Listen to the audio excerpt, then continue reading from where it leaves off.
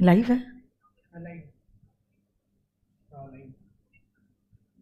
Okay,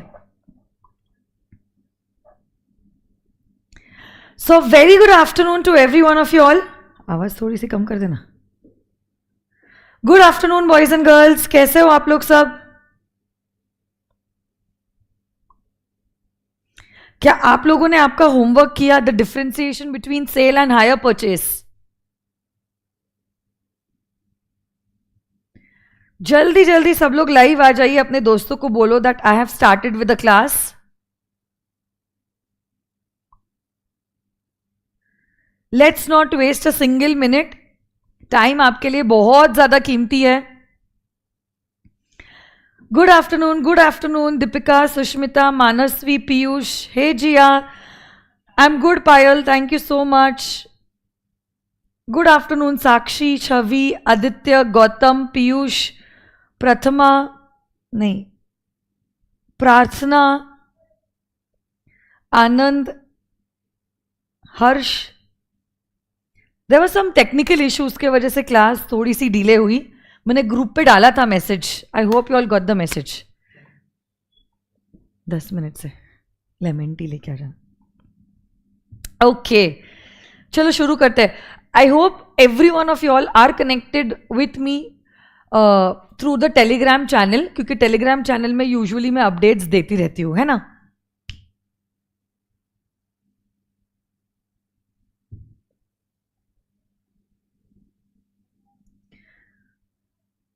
Monu, मैंने already group पे डाला था मैसेज, और in fact even before coming live I put a message that I am going live, so you all can join in.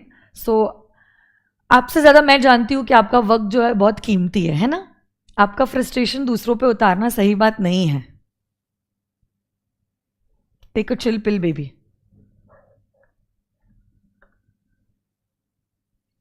Okay, आ जाइए, let's start. So yesterday we had done unit number 1 of the sale of goods act. आज हम लोग करने वाले हैं unit number 2 of the sale of goods act. अब sale of goods act का यूनिट 2 दो चीजों के बारे में बात करता है, कंडीशंस एंड वारंटीज के बारे में.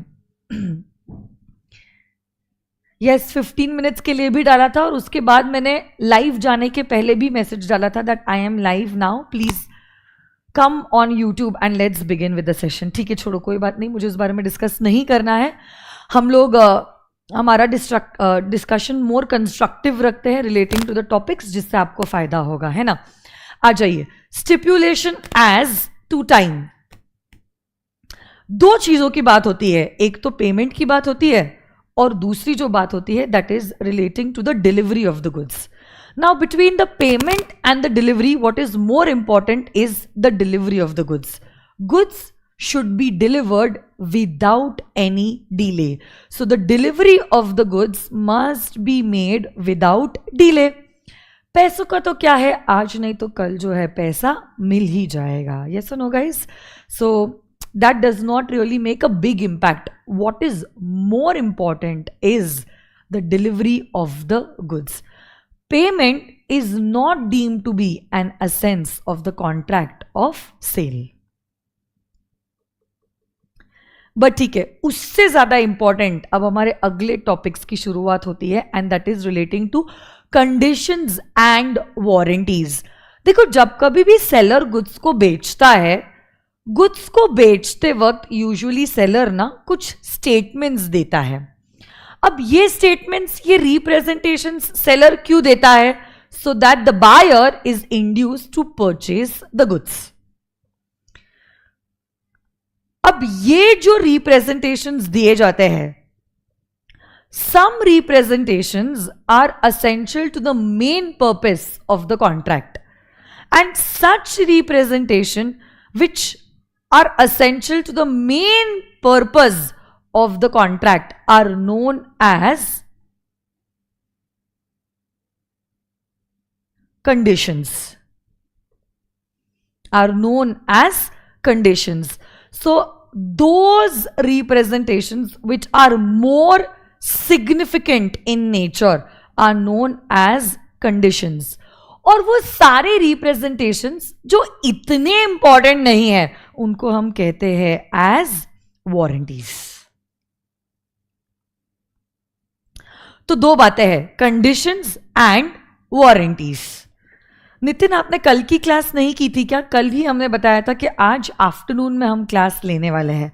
आई guess you are not present in yesterday session और इसीलिए ये डाउट आपको आया है.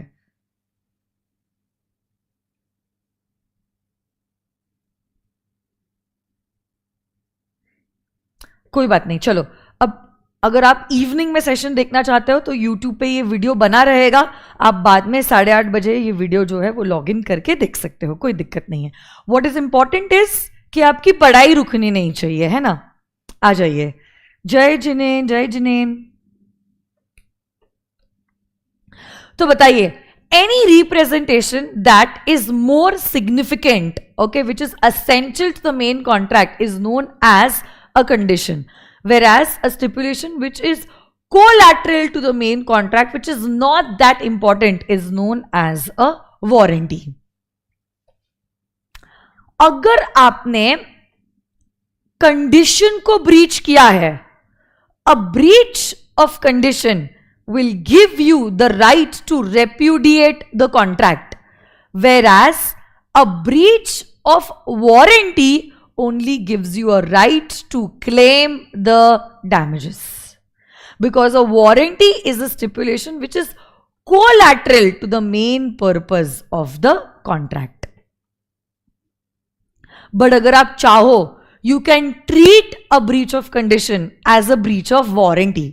अगर आपने ब्रीच ऑफ कंडीशन को ब्रीच ऑफ वारंटी ट्रीट किया है, उस केस में you will not be able to rescind the contract, but you will only be able to claim the damages. साथ साथ में आपके स्क्रीन के सामने अगर आप देखोगे, it's the differentiation between a condition and a warranty. देखो, condition is something that is essential to the main purpose of the contract, whereas a warranty is a stipulation which is collateral to the main purpose of the contract. If there is a breach in a condition, it will give you the right to repudiate the contract, but a breach to warranty will only give you a right to claim the damages. आप अगर चाहो, आप breach of condition को breach of warranty treat कर सकते हो, but you can never treat a breach of warranty as a breach of condition. So these were the points of differentiation between a condition and a warranty.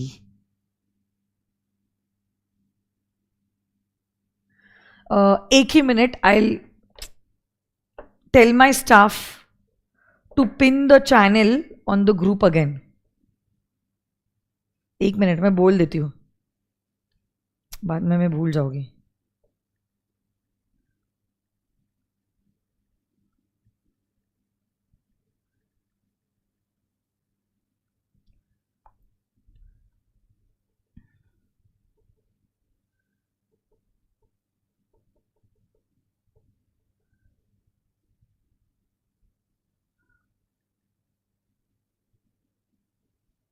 Okay, next point.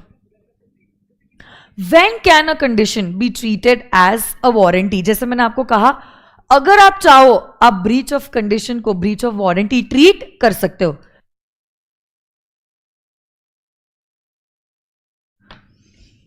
पहली बात तो सुनो मेरी बात, buyer खुद wave कर सकता है ब्रीच ऑफ कंडीशन को और डिसाइड कर सकता है that he wants to treat this breach of condition as a breach of warranty.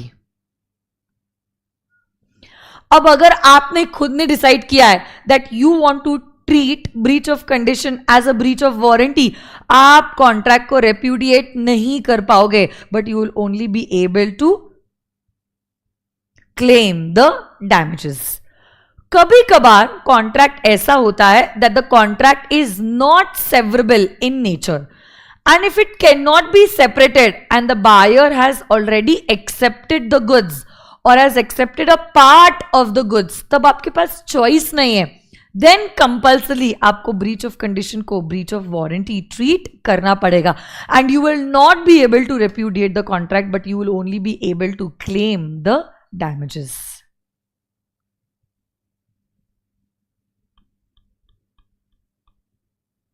और कभी कभार अगर लीगली कोई कारण के वजह से अगर आपका right to rescind the contract अगर चले गया है तो तब तो आप कॉन्ट्रैक्ट को रिसाइन नहीं कर पाओगे. तो आप क्या कर पाओगे? You will only be able to claim the damages.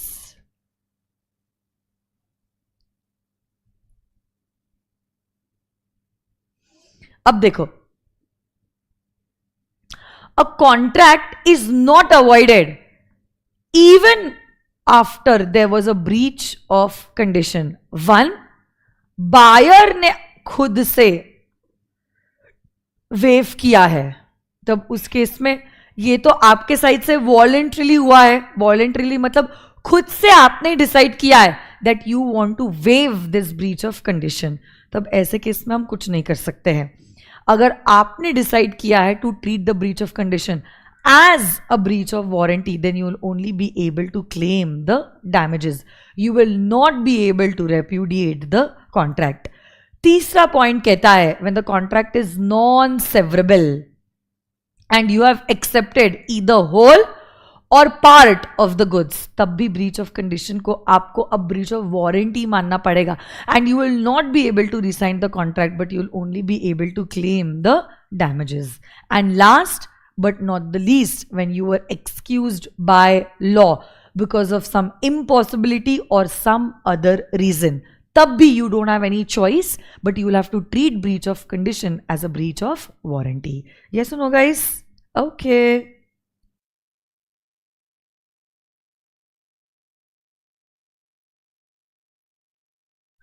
Okay, देखो ये मैंने 2 बार ऑलरेडी रीड किया है, मैं चाहती हूं आप भी एक बार देख लो. ये चारों केसेस में जो आपके स्क्रीन के आगे नजर आ रहे हैं इसमें हुआ क्या है? ये चारों केसेस में ब्रीच ऑफ कंडीशन हुआ तो है but it is being treated as a breach of warranty, जिसकी वजह से अब क्या होगा? अब आप कॉन्ट्रैक्ट रिसाइन नहीं कर पाओगे but you will only be able to claim the damages. मैं चाहती हूं, मैं 1 मिनट का समय आप लोगों को दे रही हूं, आप लोग प्लीज ये सारे पॉइंट्स गो थ्रू कीजिए, ठीक है?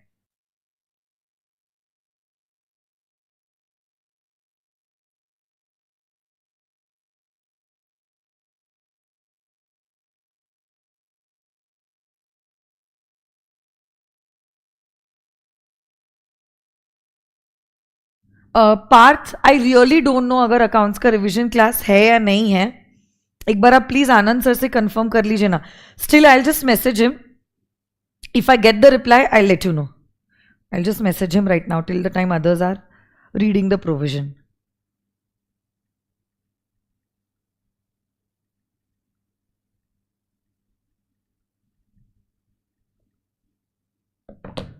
I messaged him. Meanwhile, if I get the reply, I'll let you know.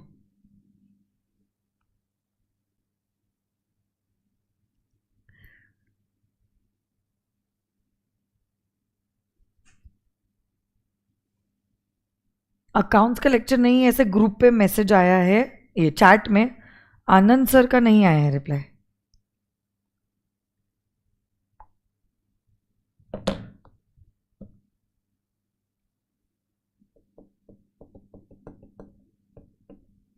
Sir ने कल बोला था कि आज लेक्चर नहीं है अकाउंट्स का, ऐसे चैट बॉक्स में सब बच्चे बोल रहे हैं.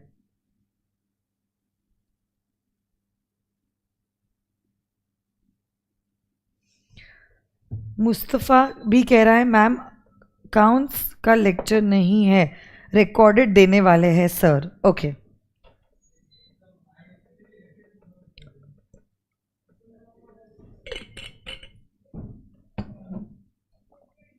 चलो आ जाइए, अगले पॉइंट की ओर बढ़ते हैं.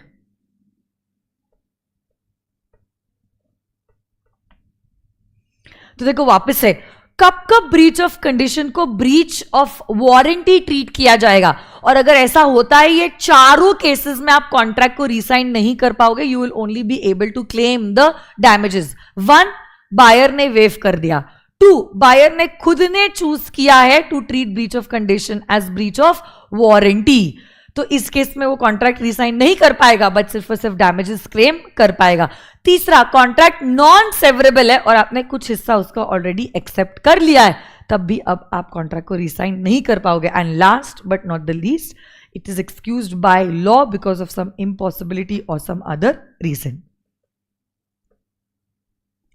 Next, express and implied conditions and warranties. जैसा नाम कहता है express, what do you mean by express? या तो शब्दों का इस्तेमाल करके orally या तो इन राइटिंग आपने बताया है कि ये चीज मेरे लिए बहुत इंपॉर्टेंट है, मतलब ये कंडीशन है, ये इतनी इंपॉर्टेंट नहीं है, मतलब ये क्या है, एक वारंटी है। तो आप क्या कर सकते हो, आप शब्दों का इस्तेमाल करके बोल सकते हो क्या इंपॉर्टेंट है आपके लिए और क्या इतना इंपॉर्टेंट नहीं है आपके लिए।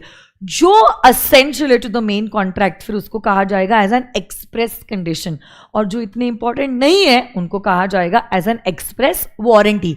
बट जहां कंडीशंस और वारंटीज एक्सप्रेस हो सकते हैं, कंडीशंस और वारंटीज इंप्लाइड भी हो सकते हैं, जहां पे आपने कुछ कहा नहीं है बट हमने चीजों को समझा है। So yes, there can be certain implied conditions as well as implied warranties. So let's check it out. तो एक्सप्रेस वो है जो आपने अग्री किया है, और इम्प्लाइड वो है जो आपने समझा है। सो चैट बॉक्स में आपको हमारी टीम से मैसेज आया होगा relating to the Telegram channel, उसको लिंक को क्लिक करके आप टेलीग्राम चैनल जो है वो ज्वाइन इन कर सकते हो। वहीं पे मैं अपडेट्स देती रहती हूँ regarding the notes, the classes and everything. Okay, I think कल भी मैंने कुछ नोट्स दिए थे सेल ऑफ गुड्स एक्ट के। आई थिंक मैंने यूनिट नंबर 1, 2 और 3 के नोट्स दिए थे। Unit number 4 sale of goods act का अभी तक पेंडिंग है, वो मैं आज दे दूंगी, ठीक है। आ जाइए, चलो इंप्लाइड कंडीशंस पे आ जाइए। 7 इंप्लाइड कंडीशंस है, एक बार एक एक 7 कंडीशंस देख लेते हैं, फिर उसकी सुपर क्विक समरी भी देख लेंगे वापस से हम लोग, ठीक है। कंडीशन एज टू टाइटल, अगर हमारा सेलर गुड्स को बेच रहा है, अगर हमारा सेलर गुड्स को बेच रहा है तो ऐसे केस में उसके पास गुड्स बेचने का अधिकार है। And if there is an agreement to sell, जब तक सेल करने का समय आएगा तब तक हमारे सेलर के पास गुड्स को बेचने का अधिकार आ जाएगा। So this is condition as to title, that if there is a sale तो seller has the right to sell the goods, and if there is an agreement to sell तो ऐसे केस में the seller will have the right to sell the goods। जब ownership transfer करने का समय आ रहा है तब। कल जाके सेलर है ही नहीं, मतलब उसका टाइटल डिफेक्टिव निकलता है, तो ऐसे केस में my dear students, unfortunately the buyer must return the goods to the true owner of the goods and can recover the price from the seller.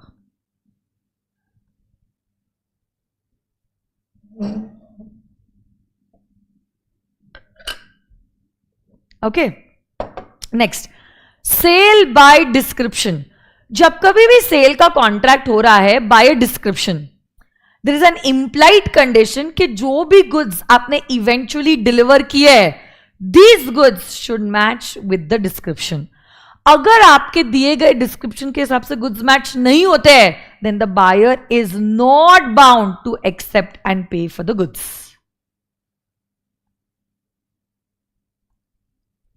Similarly, whenever there is a sale by sample, sample के case में भी the bulk should correspond with the sample, and the buyer should also be given a reasonable opportunity of comparing the bulk with the sample। इसी को कहते हैं as a sale by sample। कभी कभार there could be a sale by both, sample as well as description, तब तो जो भी गुड्स आपको दिए हैं they shall correspond both the bulk as well as the sample.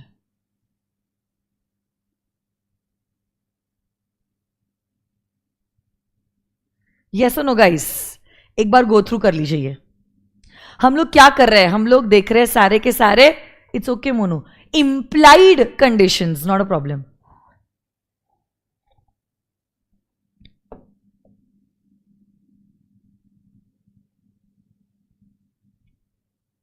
Bulk मतलब क्या, मतलब वो जो बड़ा लॉट है वो, उसको हम कहते हैं बल्क.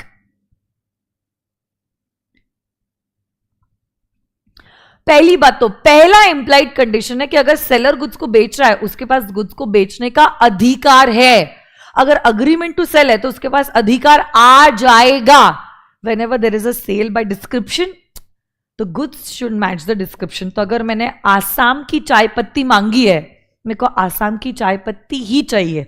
अगर मैंने कुर्ग की कॉफी मांगी है, मेरे को कुर्ग की कॉफी ही चाहिए. अगर मैं प्लाईवुड डिमांड करती हूं 1 inch thick, I want plywood which is 1 inch thick only. अगर सेलर कह रहा है मैं तुझे एक नई गाड़ी बेच रहा हूं जो मैंने 1 साल पहले ही खरीदी थी और उस गाड़ी की कंडीशन बहुत अच्छी है, अगर आप वो बातों से प्रभावित होके गाड़ी खरीदने के लिए अग्री हो जाते हो, बट जब गाड़ी आपके पास डिलीवर होती है समझ में आता है ये तो एकदम खटारा पीस है, आप गुड्स को रिजेक्ट कर सकते हो because there is a breach of an implied condition. जो डिस्क्रिप्शन दिया है उसके हिसाब से गुड्स मैच नहीं हो रहे, पूरा अधिकार है गुड्स को रिजेक्ट करने का, कॉन्ट्रैक्ट को रेप्यूडिएट करने का. और अगर कुछ एडवांस दिया है वो पैसा भी आप रिकवर कर सकते हो. और कभी कभार goods are sold by both sample and description, उस केस में तो goods shall match both the sample and the description. दोनों में से कुछ भी अगर मैच नहीं हो रहा है आप कॉन्ट्रैक्ट को रिसाइंड करके आपके पैसे डिमांड कर सकते हो. कंडीशन एज टू क्वालिटी और फिटनेस, हाँ this point is like very very very very very important. ये पॉइंट कहता क्या है, सुनो मेरी बात.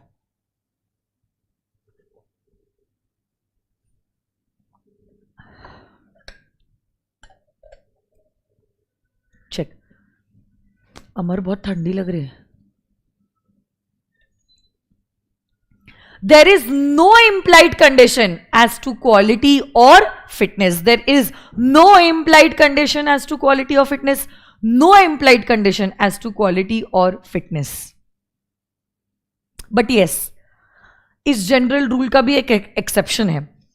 अगर आपने सेलर को बताया है कि आप गुड्स को क्यों खरीद रहे हो, in fact you also relied upon the skills and the judgment of the seller and the seller ordinarily deals in those goods, तब ऐसे केस में अब सेलर की जिम्मेदारी बन जाएगी कि वो आपको ऐसे गुड्स सप्लाई करे जो आपके रिक्वायरमेंट को फिट होते हैं.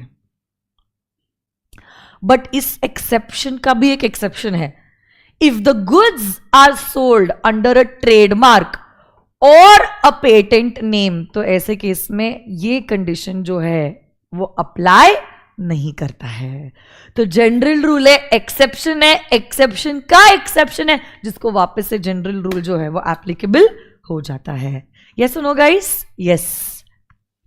बट जो भी हो, it is the duty of the buyer to examine the goods and he has to make it sure and he has to satisfy himself कि वो जो गुड्स खरीद रहा है सच में they should be solving his purpose.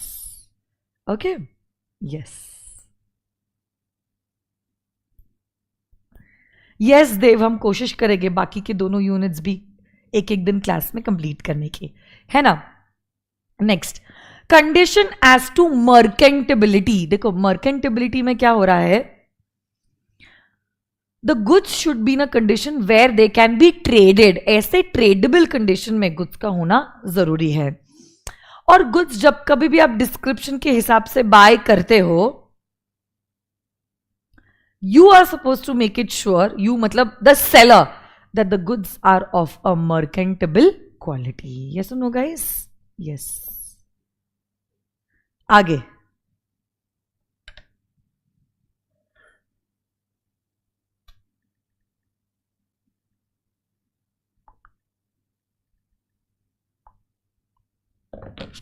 So Anand sir का reply आया है, there is no booster batch today for accounts. Okay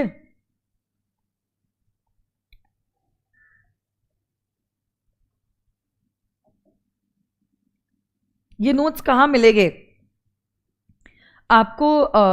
chat box में एक मैसेज पिंग नजर आ रहा होगा अभिषेक, वहां पे एक टेलीग्राम चैनल है, उस चैनल पे ये नोट्स अवेलेबल है. Okay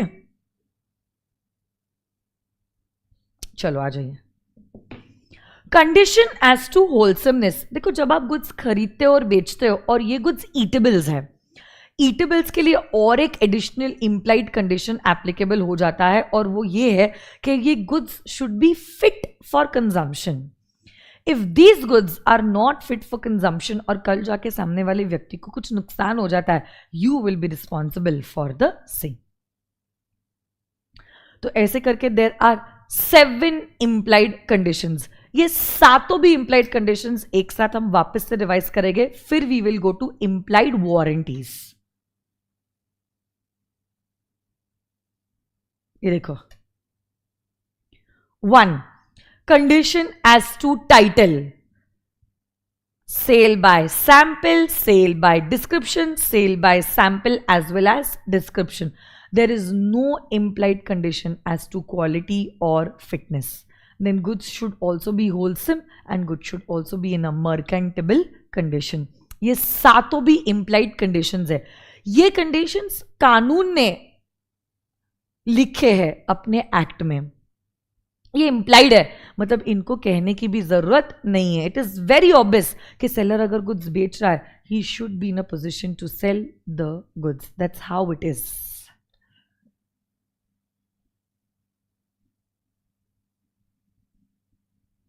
Next, implied warranties. So, you know, warranty is nothing but it is a stipulation which is not essential to the main purpose of the contract. Or breach of warranty will give you the right to claim the damages. यही warranty implied भी हो सकती है और यही warranty जो है वो एक्सप्रेस भी हो सकती है.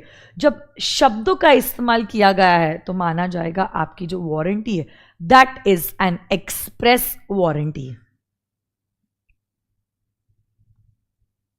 बट बहुत बार सारी चीजें बोली नहीं जाती है, कुछ चीजें समझी जाती है, उसी को कहते हैं as an implied warranty.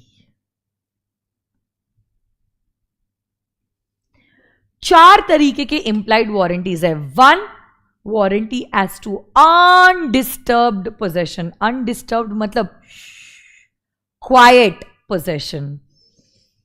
So once the goods are sold from the seller to the buyer, once he got the possession of the goods, he has the right to enjoy an undisturbed possession in the goods.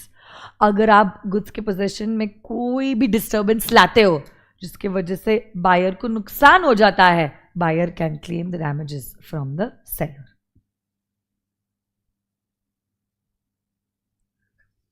Warranty as to non existence of encumbrances. Encumbrances मतलब a charge. अगर आप goods को बेच रहे हो तो make it sure that there is no charge created on the property that you are selling. कल जाके अगर प्रॉपर्टी पे कोई चार्ज क्रिएटेड है और कोई थर्ड पार्टी इन गुड्स के ऊपर अपना हक मांगता है जिसकी वजह से आपको नुकसान या डैमेज होता है, तो आप ये डैमेजेस डिमांड कर सकते हो. Third, warranty as to quality और फिटनेस और यूसेज ऑफ ट्रेड. तो अब यहां पर an implied warranty as to quality or fitness for a particular purpose may be annexed or attached by the usage of trade. If there is some custom, there is a tradition that is being followed in the market or in your industry, और अगर आप उसको deviate करते हो जिसकी वजह से आपको नुकसान हो जाता है तो आप खुद इस चीज़ के लिए जिम्मेदार हो. And last but not the least is disclosure of dangerous nature of the goods. Goods जब कभी भी डेंजरस नेचर के हैं,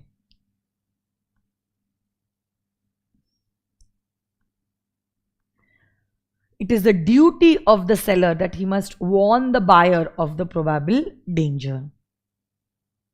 नहीं तो फिर वो खुद डेंजर के लिए रिस्पॉन्सिबल रहेगा. ऐसा करके हमारे implied warranty also comes to an end. एक लास्ट टॉपिक है,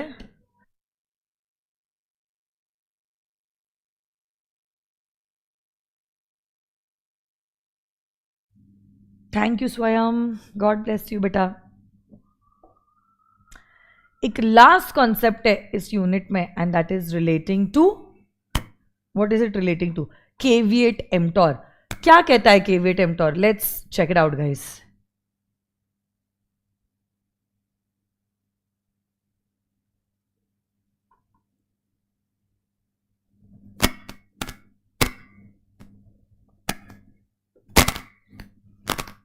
किसकी आवाज आ रही है?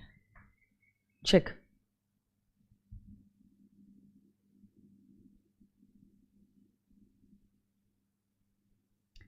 सेल्फ स्टडी से अगर रिविजन कर लिया and you are able to answer the question and the theory orally, अब राइटिंग प्रैक्टिस करके आप पढ़ाई करो मुस्तफा, ठीक है?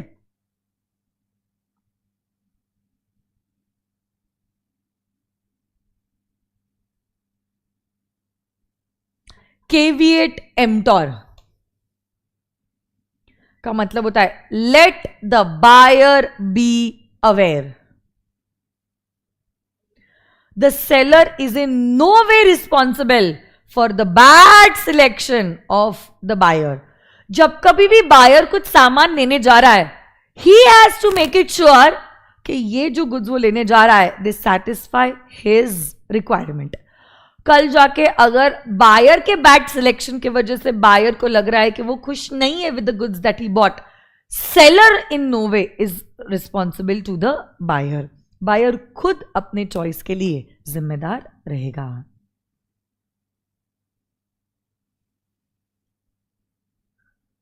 बट यस, वो लॉ ही क्या लॉ है जिसके कोई एक्सेप्शंस ना हो?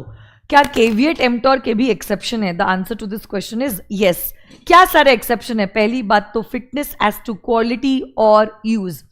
जब बायर ने सेलर को बताया है the purpose for which he is buying the goods, not only that, in fact he relied upon the skills of the seller and the seller is ordinarily dealing in those goods, तब ऐसे case में seller को अपना दिमाग लगा के ऐसे goods buyer को देना पड़ेगा जो बायर के काम में आए. अगर ये बायर का पर्पस सेटिस्फाई नहीं होता है तो सेलर जिम्मेदार रहेगा, है ना? तो आप सेलर को बताते हो the purpose for which you are buying the goods. In fact, you rely upon the seller's skill or judgment. And plus, seller is dealing in those goods in the ordinary course of business. तो responsible कौन है? Seller is responsible. In priest versus last case वही बात हुई थी. हमको एक water bottle चाहिए थी और हम केमिस्ट के पास गए थे और हमने कहा था ऐसी वाटर बॉटल देना जो गर्म पानी स्टैंड कर सके. और जैसे ही वो वाटर बॉटल में गर्म पानी डाला ना, बॉटल तो ब्लास्ट हो गई और बेचारे बायर की बीवी को चोट लग गई. क्या हम यहाँ पे पैसे डिमांड कर सकते हैं? यस, क्योंकि यहाँ पे सेलर की रिस्पॉन्सिबिलिटी है. He did not supply goods according to the requirements of the buyer. But याद रखना, अगर आपने कोई गुड्स को खरीदा है अंडर सम ब्रांड और पेटेंट नेम, तो फिर ये कंडीशन एप्लीकेबल नहीं होती है. Next, goods sold by description. What does this point talk about?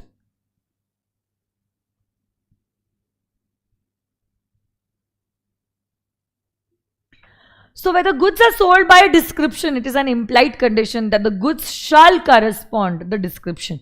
If not, seller is responsible.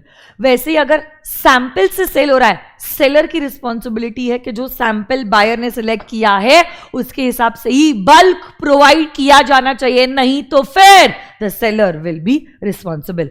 और सैंपल डिस्क्रिप्शन दोनों है तो दोनों के हिसाब से गुड्स मैच होने चाहिए. मैच नहीं हुए तो जिम्मेदार बायर नहीं, जिम्मेदार कौन है? सेलर. वैसे ही गुड्स ट्रेडेबल कंडीशन में भी होना जरूरी है. That is they should be of a merchantable condition.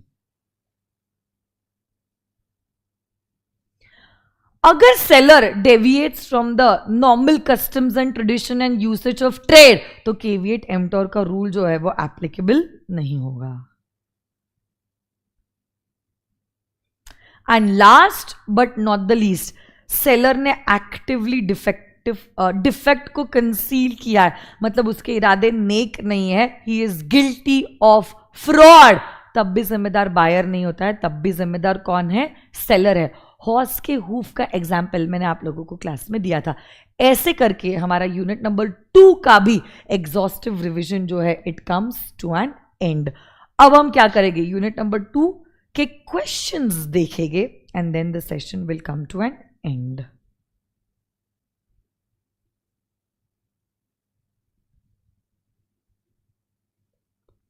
आ जाइए आपके नोटबुक्स पे. Come on guys.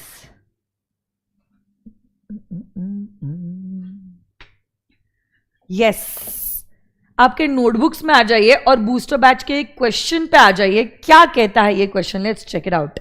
बैठती हूं मैं, काफी बड़ा क्वेश्चन है, देखते हैं आप में से कितने बच्चों को जवाब देने आएगा. और इसकी हम करवाने वाले हैं writing practice. This booster batch not only has revision but also has writing practice, so it's the best of both worlds.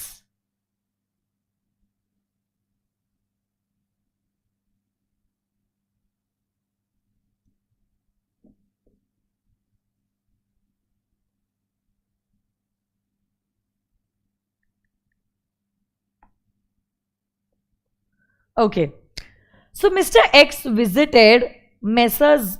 Makrana Marbles for the purchase of marble and tiles for his newly built house. He asked the owner of the above shop, Mr. J, to visit his house prior to the supply so that he can clearly ascertain the correct mix and measurement of marbles and tiles. So Mr. J agreed and visited the house on the next day. He inspected the rooms in the first floor and the car parking space. Mr. K insisted him to visit the second floor as well because the construction pattern was different. Mr. J ignored the above suggestion. Mr. J supplied 146 blocks of marbles as per the size for the rooms and 16 boxes of tiles with a word of caution that the tiles can bear only a reasonable weight. Marbles and tiles were successfully laid except on the second floor due to different sizes of the marble. The tiles fitted in the parking space also got damaged due to the weight of the vehicles coming for unloading the cement bags. Now Mr. K asked Mr. J for the replacement of the marble and the tiles so that Mr. J refused the plea that the marble were as per the measurement and it was unsafe to fit tiles at the parking area as it could not take heavy load. Now you're supposed to discuss in the light of the provisions of the Sale of Goods Act that whether 1. Can J refuse to replace the marbles with reference to the doctrine of caveat emptor and enlist the duties of both K and J.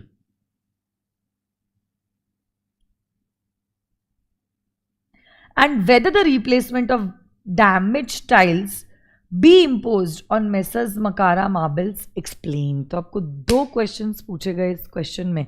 क्या आप इस सवाल का जवाब दे पाओगे? Come on, try giving me the answer. मैं 1 minute का आपको समय देती हूँ. 4:22 है, 4:23 तक का टाइम ले लीजिए. Don't look at the answer and try to give me the answer. मतलब हाँ या ना में ही जवाब दो. ऑफकोर्स हम लोग तो डिटेल में लिखने वाले, बट मेरे को देखना है आप लोग कितने अच्छे से समझ पाए हो इस क्वेश्चन को.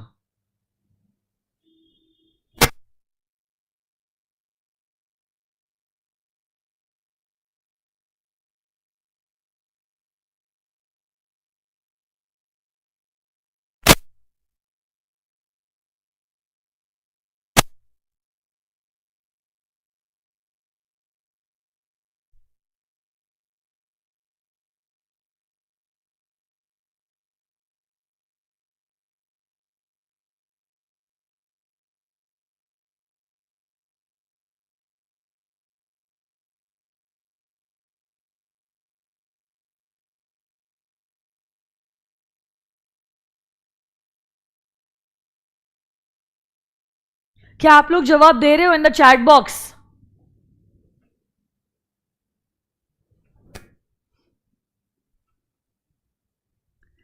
ऐसे तो आपने देखा है point number 1 that there is no implied condition as to quality और fitness of the goods. Buyer अगर गुड्स खरीद रहा है, he should make it sure कि ये गुड्स जो है उसके रिक्वायरमेंट के हिसाब से है and it is fitting his purpose. But कल जाके अगर बायर ने सेलर को बताया है why he is buying the goods, seller ordinarily deals in the goods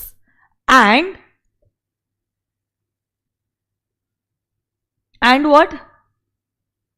You are relying upon the skill and the judgment of the seller. Then the seller is responsible. और seller की responsibility हो जाती है कि buyer को वो ऐसे goods दे जो उसके purpose को fit हो. यहां पे K ने J को बताया है कि वो goods को क्यों खरीद रहा है. Seller marbles में ही deal करता है. And plus a buyer has relied upon the skills of the seller. तो सेलर को ऐसे ही गुड्स देने चाहिए जो बायर के पर्पस को मीट हो. अगर बायर के पर्पस को गुड्स मीट नहीं हो रहे हैं, it's going to be considered as a breach of an implied condition और आप कॉन्ट्रैक्ट को रिसाइन कर सकते हो अगर आप चाहो तो.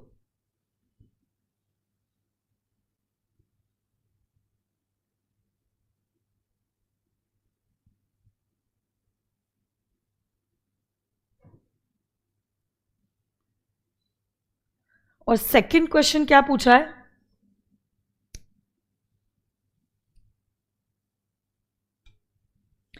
Messes, whether the replacement of the damaged tiles can it be imposed on Messrs Makarana Marbles? Explain.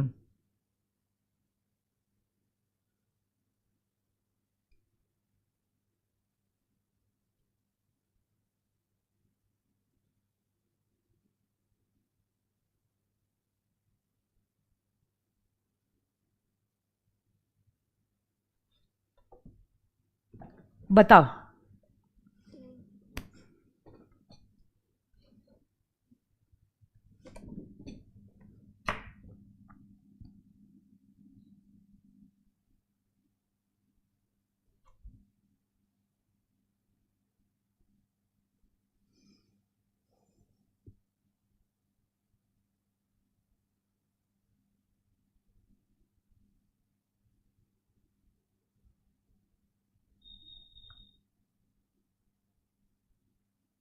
बताओगे जरा आप लोग?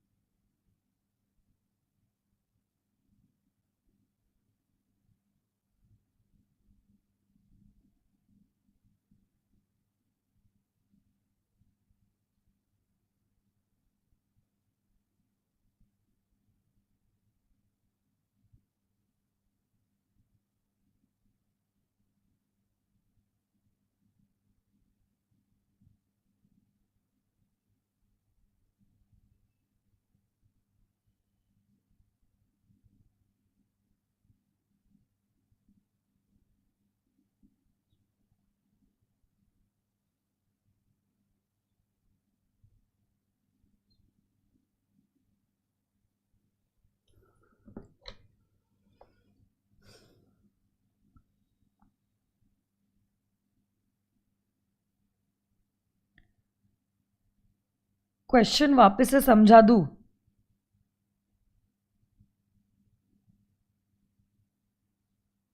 ठीक है, चलो सुनो मेरी बात. कि एक बायर है जिन्होंने एक दुकान पे कुछ मार्बल्स परचेज करने के लिए और टाइल्स परचेज करने के लिए गए क्योंकि उनका नया घर बन रहा था. उन्होंने जो इस दुकान के ओनर थे मिस्टर जे को कहा कि आप हमारा घर विजिट कर लीजिए ताकि आपको एग्जैक्टली समझ में आए कैसे मार्बल्स और टाइल्स भिजवाने हैं. जे अग्री करता है कि वो घर पे आके क्या करेगा, इंस्पेक्शन कर लेगा ताकि वो बता पाए क्या सारे मार्बल्स और क्या सारे टाइल्स किधर किधर फिट होते हैं. उन्होंने फर्स्ट फ्लोर को इंस्पेक्ट किया और कार पार्किंग के स्पेस को भी इंस्पेक्ट किया। जे ने कहा आप सेकेंड फ्लोर पे भी आ जाइए क्योंकि सेकेंड फ्लोर पे कंस्ट्रक्शन का पैटर्न अलग है। But J ignored the suggestion और जे सेकेंड फ्लोर पे नहीं गए। और जे ने क्या किया, 146 ब्लॉक्स ऑफ मार्बल भिजवा दिए और 16 बॉक्सेस ऑफ टाइल्स भी भिजवा दिए।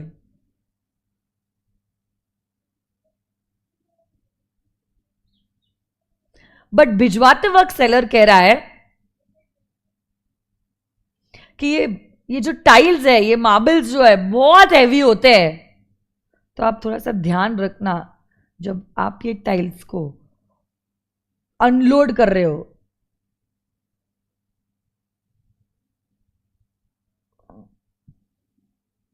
है ना? फिर क्या हुआ? सॉरी, मेरी तबीयत ही ठीक नहीं है। फिर क्या हुआ बोलो जरा। जे ने 146 ब्लॉक्स ऑफ मार्बल्स रूम के साइजेस के हिसाब से भिजवा दिए और कुछ टाइल्स भी भिजवा दिए। बट बोला कि ये जो टाइल्स है उनको तुम ठीक से इस्तेमाल करना क्योंकि वो कुछ वेट ही संभाल सकते हैं। अब देखो, टाइल्स सक्सेसफुली लेड कहां पे? फर्स्ट फ्लोर पे और कार पार्किंग स्पेस में। बट सेकेंड फ्लोर में क्या हुआ? देखो, सेकेंड फ्लोर में कुछ तो अलग कंस्ट्रक्शन था, तो मार्बल्स जो है वो डिफरेंट साइजेस के आ गए क्योंकि उसका कंस्ट्रक्शन ही अलग था। अब tiles were fitted in the parking space, parking space में फिट हुआ, but they got damage due to the weight of the vehicle which came for unloading the cement bags. अब यहां पे और एक दिक्कत आ गई। इस बंदे ने फर्स्ट फ्लोर और कार पार्किंग स्पेस को तो अच्छे से इंस्पेक्ट किया था, उसी के हिसाब से मार्बल्स आए और अपने टाइल्स भी आए, बट सेलर ने सेकेंड फ्लोर इंस्पेक्ट नहीं किया। उसने अंदाजे से सेकेंड फ्लोर के हिसाब से मार्बल्स और टाइल्स जो है उसने भिजवा दिए थे। अब प्रॉब्लम ये हुआ, हमने पार्किंग में तो टाइल्स लगवा दिए, फर्स्ट फ्लोर पे भी मार्बल हमने लगवा दिया, सेकेंड फ्लोर का एक तो दिक्कत आ गया। बट अभी जो सेकेंड फ्लोर की दिक्कत आ रही है, इसमें गलती किसकी है? इसमें गलती सेलर की है। सेलर की क्यों है? क्योंकि हमने पर्पस बताया, हमने उसके स्किल्स पर रिलाई किया और वो टाइल्स और मार्बल्स में ही डील करता है, उसको बराबर से इंस्पेक्शन करना चाहिए था सेकेंड फ्लोर का भी और उसी हिसाब से गुड्स को देना चाहिए था, जो उसने नहीं किया है, इसलिए वो रिस्पॉन्सिबल है सेकेंड फ्लोर के लिए। बट अब देखो, जब उसने मार्बल और टाइल दिया, उसने प्रॉपरली बोला था कि ये जो हमारे टाइल्स है वो ज्यादा वेट बेयर नहीं कर सकते हैं। अब जब आपने पार्किंग स्पेस में टाइल्स लगाए हैं और आप अनलोडिंग ऑफ सीमेंट की बैग्स का वहीं पे कर रहे हो, तो टाइल तो टूटेगा ही ना। अब टाइल टूट गया तो अब बायर कह रहा है ये टाइल्स हमको रिप्लेस करके दो। क्या सेलर उसको रिप्लेस करके देगा? The answer to this question is no, he is not going to replace the tiles. He already told you all कि ये टाइल्स ज्यादा वेट मैनेज नहीं कर पाएंगे। ओके, समझ रहे हो आप? क्या मैं आपको वापस से समझाऊं क्वेश्चन या आपको समझ गया है? If you want I will explain it one more time, I don't mind. सिर बहुत दुख रहा है मेरा, परसों से एक्चुअली मेरी तबीयत ठीक नहीं है, that is why I had not taken परसों का क्लास ऑल्सो, और बहुत सारी दवाइयाँ चालू है, एसिडिटी भी हो रही है उसकी वजह से। Do you all want me to explain it one more time? Please let me know. अगर हाँ तो मैं वापस से एक्सप्लेन करती हूं, अगर नहीं, आपको क्वेश्चन अगर समझ में आ गया है तो I let you know how you are suppose to present the answer. तो हम राइटिंग प्रैक्टिस करते हैं, ठीक है? चलो,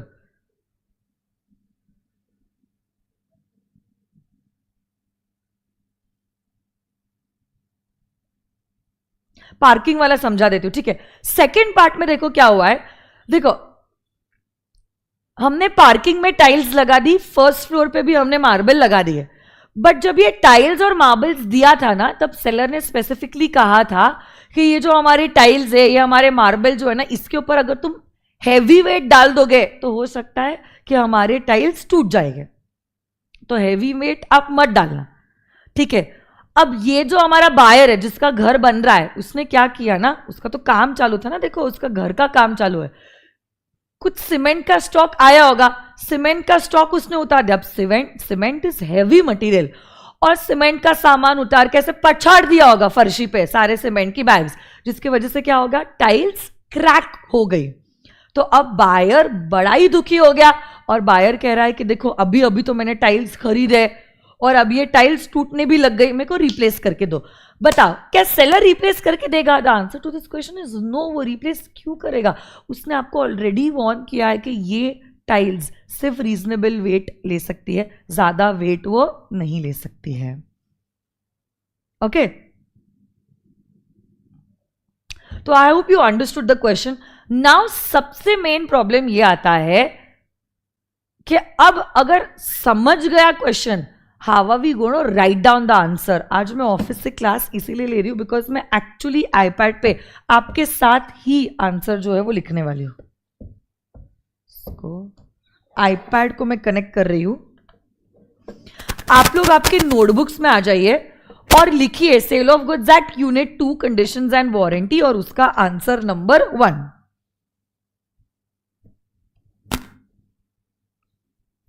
फाउंडेशन राइटिंग प्रैक्टिस।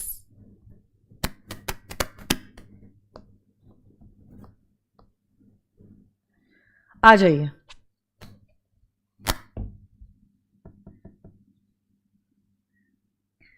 टाइल्स के डिब्बे पे वार्निंग नहीं लिखा होता, सेलर ने खुद ने अपने मुंह से बोला है बायर को कि आप संभालना, ज्यादा वजन मत डालना उसके ऊपर, नहीं तो टूट जाएगी टाइल।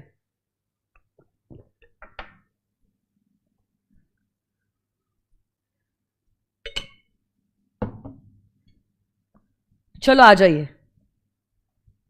तो suppose this is your main margin. Main margin पे आपने लिखा है आंसर 1, उसके ऊपर आप लिख देना sale of goods act unit 2।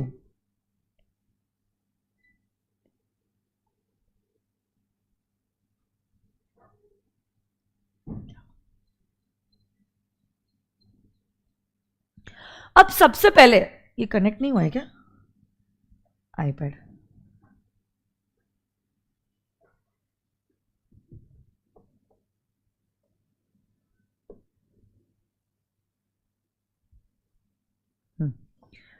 सबसे पहले तो आपका सबसे first part of your answer is gonna be the provision. But देखो इस आंसर को हम 2 हिस्सों में डिवाइड करने वाले हैं। हम लोग प्रोविजन लिखेंगे, उधर ही फैक्ट्स देके कंक्लूजन दे देंगे। सेकंड वाले हिस्से के लिए भी प्रोविजन लिखेंगे, फैक्ट्स देके हम लोग क्या कर देंगे, कंक्लूजन लिख देंगे। तो पहला वाला पार्ट ये है कि वो जो सेकंड फ्लोर के मार्बल और टाइल्स गलत आ गए, उसके लिए कौन जिम्मेदार है? उसके लिए देखो सेलर जिम्मेदार है। उसके लिए सेलर क्यों जिम्मेदार है? क्योंकि हमने सेलर को बोला था सेकंड फ्लोर पे आओ, सेकंड फ्लोर का कंस्ट्रक्शन अलग है, तुम देख के जाओ, बट उसने ज्यादा होशियारी बताई और वो देख के नहीं गया, और अनफॉर्चुनेटली टाइल्स फिट नहीं हो पाए। उसके लिए सेलर रिस्पॉन्सिबल है। तो वो आप कैसे लिखोगे? सबसे पहले तो आप लिखोगे उसके प्रोविजन। मैम बट सेलर तो इंस्पेक्शन करने गया था, ये पर्टिकुलर टाइल पार्किंग एरिया में यूज होगा और पार्किंग में ऑब्वियसली हैवी व्हीकल्स आए। सृष्टि आप बहुत ज्यादा इमोशनल हो गए। इतना एग्जामिनर के सवाल के आगे सवाल नहीं करना है कि हे एग्जामिनर पहले तू बता, ऐसे कैसे है? अगर एग्जामिनर ने कुछ बातें बोली है ना क्वेश्चन में, लाइटली लो और आप सिर्फ उसको जवाब दे दीजिए, that's it, according to the facts that he asked. ऐसे तो इंस्टीट्यूट ने एक बार ऐसा भी क्वेश्चन पूछा था, mister X a minor who is studying in MCom. अब बताओ माइनर एमकॉम में कैसे पढ़ सकता है भला? मतलब बीकॉम ही आपका 21 साल की उम्र में होता है, उसके बाद आपका एमकॉम होता है। तो इतना इमोशनल नहीं होना है बेटा, है ना? आपको अगर मार्क्स चाहिए तो एग्जामिनर के सवाल के आगे आपको देना होगा जवाब। ओके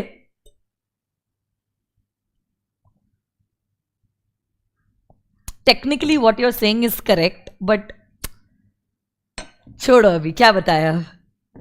ओके आ जाइए। सबसे पहले हम लिखने वाले हैं पॉइंट नंबर 1।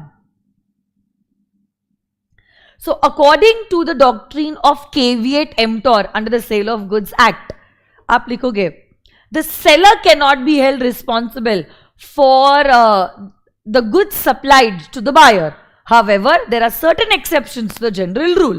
और फिर आप कहोगे अगर आपने सेलर को बताया है, स्किल्स पे रिलाई किया है, वो ऑर्डिनरी डील करता है, तो ऐसे केस में फिर सेलर रिस्पॉन्सिबल होता है और उसको गुड्स बायर के रिक्वायरमेंट के हिसाब से भेजने होते हैं. फिर आप फैक्ट्स दोगे और आप कंक्लूजन दोगे. तो ऐसे करके अब मैं अपने आंसर का फ्लो बना रही हूं.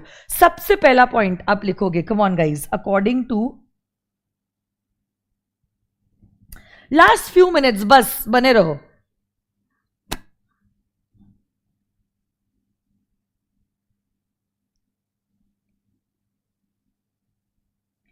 The caveat-emptor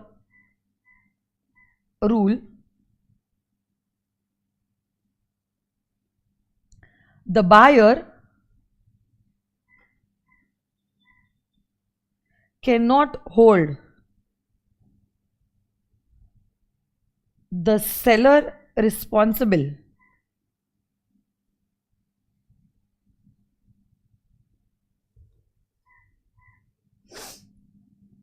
for the defects in the goods supplied.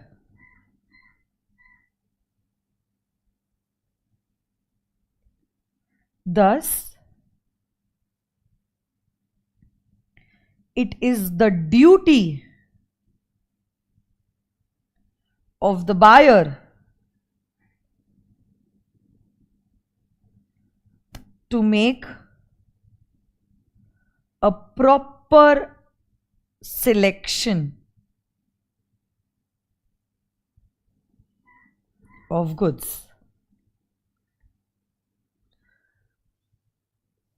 But फिर ये जो केविएट एम्प्टोर का रूल है, क्या उसके एक्सेप्शंस होते हैं? यस. तो अब आप वो एक्सेप्शन वाले पॉइंट के बारे में चर्चा करोगे क्योंकि इसी के ऊपर इंस्टीट्यूट ने क्वेश्चन पूछा है.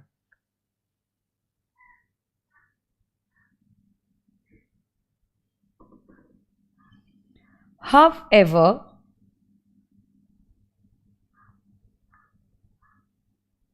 there is an exception to this rule.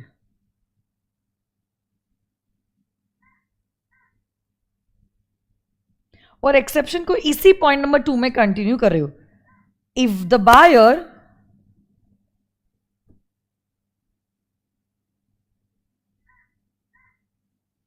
makes known to the seller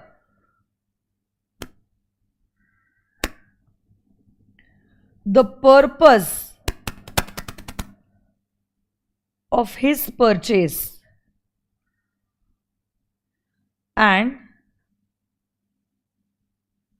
relies on the seller's skill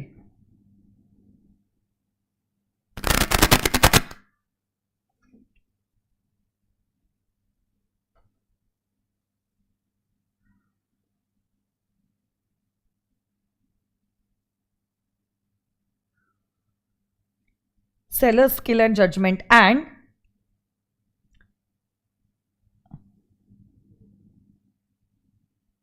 it is the seller's business to supply the goods, to supply the same goods लिख सकते हो.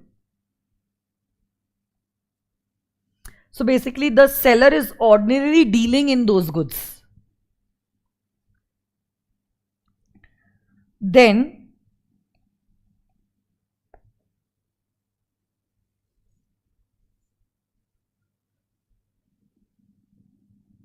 the seller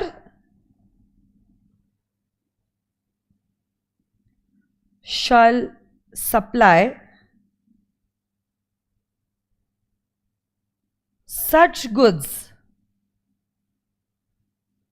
as are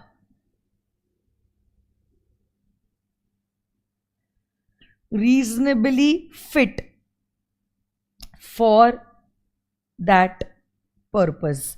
ये writing practice आप लोगों के लिए ही की जा रही है. Please don't take the writing practice lightly.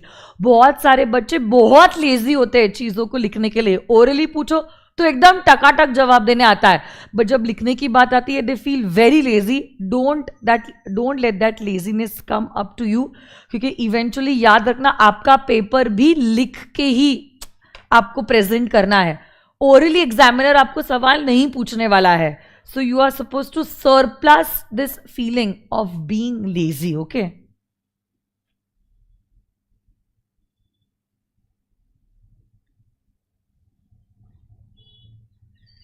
अब इसी में मैंने फर्स्ट और सेकंड पॉइंट में लॉ के प्रोविजंस बता दी है. अब मैं फैक्ट्स देके देने वाली हूं कंक्लूजन. तो मैं कहूंगी in the given case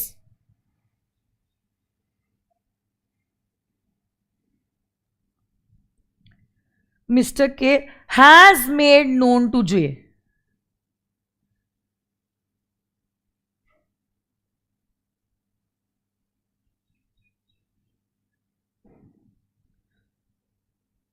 the purpose of his purchase, and he has relied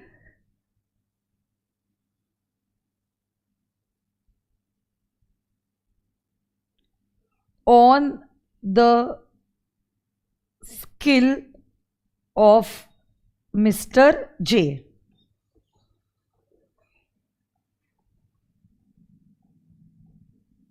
Thus,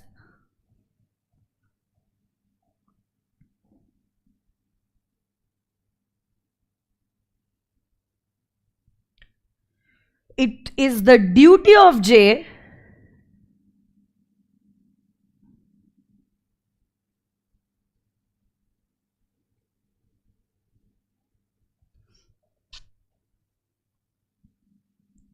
to supply marbles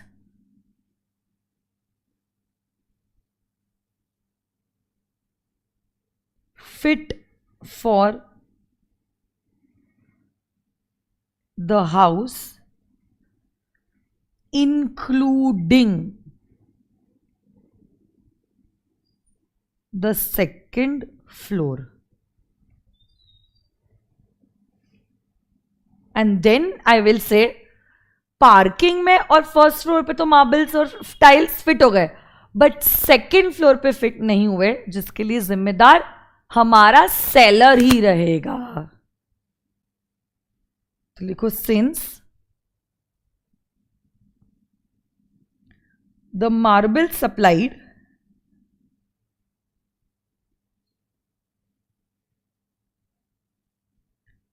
were not fit for the second floor, Mr. J is liable to replace the marbles. ये चारों भी points is actually answer 1 का first part, और इसी answer 1 का second part अब मैं दे रही हूं, जहां पे क्या हुआ था, पार्किंग लॉट के टाइल्स में हैवी वजन की वजह से टाइल्स जो है वो टूट गई. तो यहां पे अब आपको लिखना पड़ेगा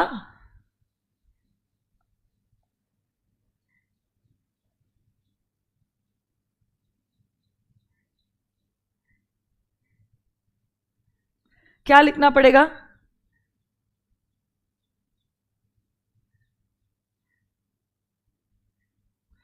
कि जे ने जब मार्बल्स दिए थे उन बॉक्सेस पे चीख चीख कर लिखा था that they can bear only a reasonable weight, और आपने क्या कर दिया, हैवी सीमेंट बैग्स उस पे अनलोड कर दी, जिसकी वजह से क्या हो गया, हमारा टाइल टूट गया. तो जिम्मेदार कौन है, हमारा बायर है ना. तो आप लिखो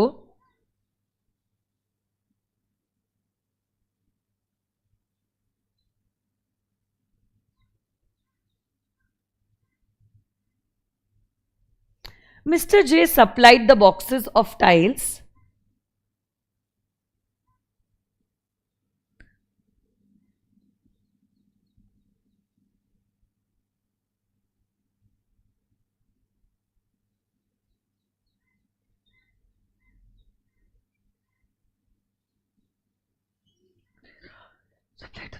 with a word of caution that the tiles can only bear a reasonable weight.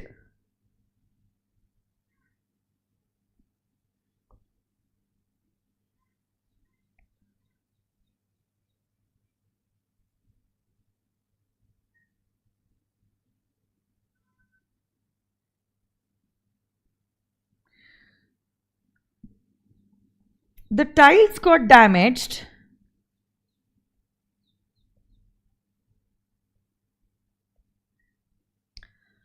because of the unloading of cement bags.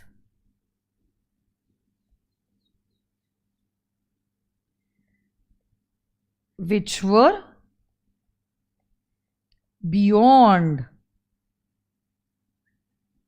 the reasonable weight.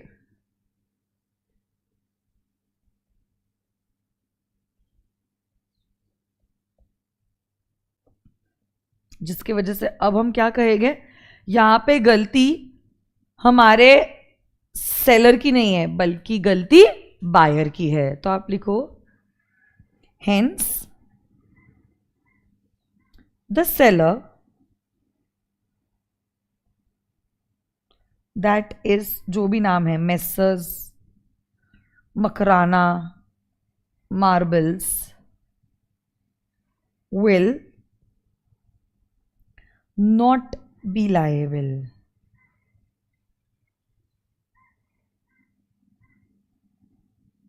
as the buyer, Mr. K, should have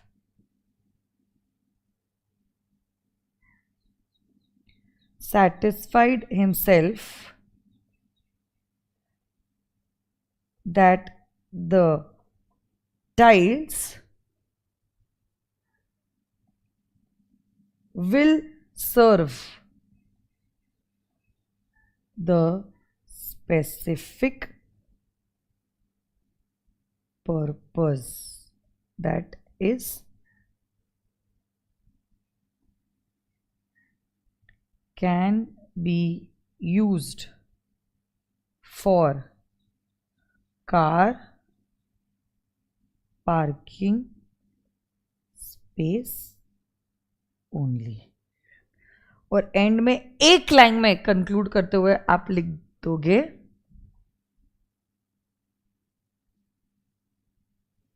therefore the replacement of the damaged tiles cannot be imposed on the seller. Thus the replacement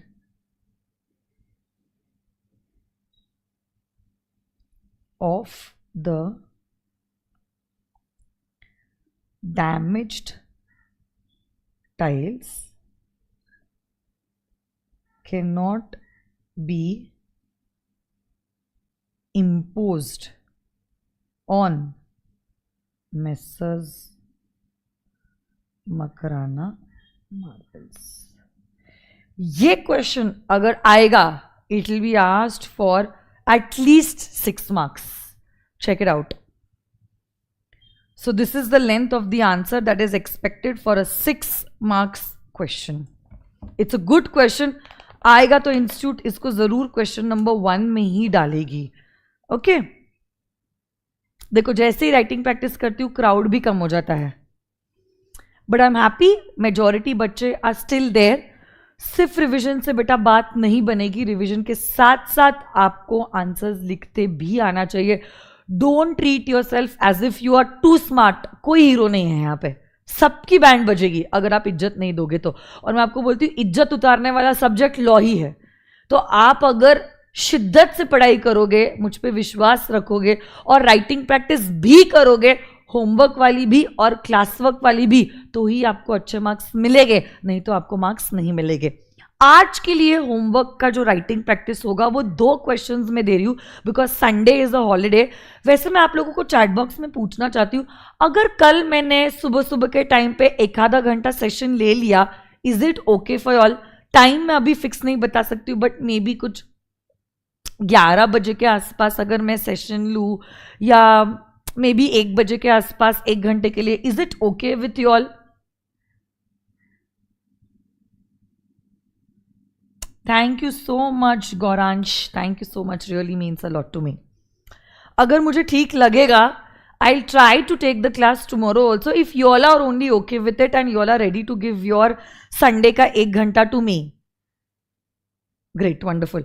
So today I'll take rest, I'll take the medicines and I'll take a little rest. Tomorrow morning once I get up, if I feel good, I'll let you know कि कब हम लोग session करेंगे, और अगर session होगा तो कितने बजे होगा उस बारे में मैं इन्फॉर्मेशन आप लोगों को दूंगी on the Telegram channel itself, है ना। और वैसे तो ये जो वीडियो है वो यूट्यूब पे ही रहेगा, तो अगर आपको कल का टाइम सुबह का या दोपहर का जमेगा नहीं भी ना, तो भी आप यूट्यूब पे बाद में अपने कन्वीनियंस के हिसाब से वीडियो को देख ही सकते हो, that's not a big problem. But what I wanted to tell you all is, मैं आप लोगों को आज 2 क्वेश्चंस देना चाहती हूँ एज होमवर्क फॉर राइटिंग, जो आपको लर्न करके टेक्स्ट बुक में देखे बिगर लिखने हैं। पहला क्वेश्चन है डायरेक्ट थ्योरी क्वेश्चन के what are the implied conditions, okay, और दूसरा है what are the implied warranties and when is an implied condition treated as an implied warranty। तो उसके वो 4 एक्सेप्शंस थे जो हमने देखे थे यहाँ पे, जहाँ आप कॉन्ट्रैक्ट को रिसाइन नहीं कर सकते हो, सिर्फ डैमेजेस क्लेम करना होगा, आपने वेव कर दिया है, खुद इसने ट्रीट किया है, फिर आपने देखा था कि नॉन सेवरेबल है, यू एक्सेप्टेड होल और part, and sometimes bye operation of law और इम्पॉसिबिलिटी। वो 4 चीजें भी आपको उस आंसर में लिखनी है। 2 क्वेश्चन है, इंप्लाइड कंडीशन के 7 बच्चे हैं, इंप्लाइड वारंटी के 4 बच्चे हैं, और ये भी बताना है कब implied condition compulsory implied warranty की तरह ट्रीट किया जाएगा, और आप कॉन्ट्रैक्ट को रिसाइन ना करते हुए सिर्फ और सिर्फ डैमेजेस को क्लेम कर पाओगे, है ना। हाँ हर्षद, तो जब आपको लगे ना ओवर राइटिंग हो जाएगा, जैसे कि अभी बूस्टर बैच की ये मैंने क्वेश्चन आंसर्स में, आप ये आंसर अगर देखोगे उसकी लेंथ बहुत ज़्यादा है, इतना अगर आप लिखते बैठोगे 2 पेजेस का आंसर होएगा, जो 6 मार्क्स के लिए नेसेसरी नहीं है। इसलिए ये जितना मैंने आप लोगों को आज क्लास में लिखा है उतना भी अगर आप लिख दो for 6 marks it is okay. आता तो आपको सब कुछ है, एग्जामिनेशन तक तो सब कुछ ही आ जाएगा, बट अगर आप सब कुछ लिखते बैठोगे you will not be able to maintain the time balance. That is why सोच के आप लिखो और उतना ही लिखो जितना मार्क्स के हिसाब से जरूरी है ना। So that would be all for today, thank you so much. Second question वापस से बताओ, what are the implied warranties and when is a breach of condition treated as a breach of warranty. Okay, और 2 या maximum 3 दिन में जिया सोगा हो जाएगा, है ना।